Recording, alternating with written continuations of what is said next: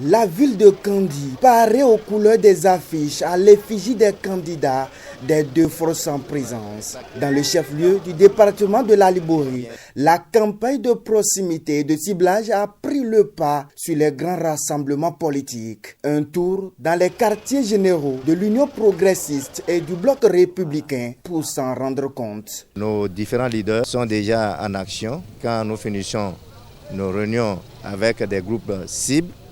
Après, maintenant, nous nous déplaçons vers les populations et nous allons faire ce que nous appelons du porte-à-porte, donc pour bien sûr parler de notre parti. Nous sommes le plus chiant et nous voulons demeurer le plus chiant. Nous sommes du bloc républicain et nous avons estimé qu'il faut aller voir les électeurs chez eux. Nous allons donc dans les villages, dans les hameaux pour partager notre façon de faire la politique actuellement. Donc c'est ce qui justifie cette stratégie qui donne l'impression que nous ne faisons pas bouger les choses.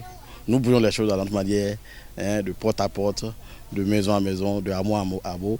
Et c'est ce que nous estimons qui peut nous donner ce que nous estimons avoir. Les deux formations politiques invitent toute la Liborie à ne pas perdre de vue le devoir civique. Nous demandons aux populations de sortir comme d'habitude, de ne pas se faire des idées, rien ne se passera. La ville de Kandi est calme.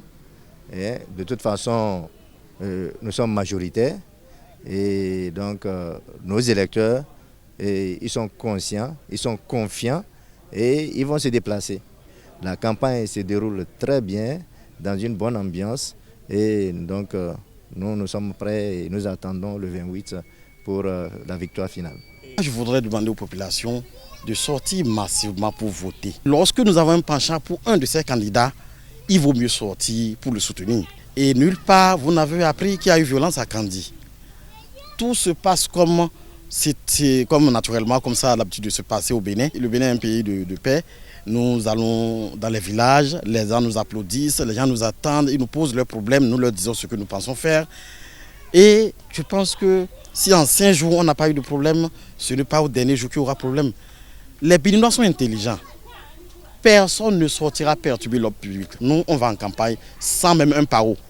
Je dis bien, sans même un vigile. Les populations accourent vers les sièges de campagne pour écouter et apprécier les idéaux des candidats en lice pour mieux opérer leur choix dans les urnes le 28 avril prochain.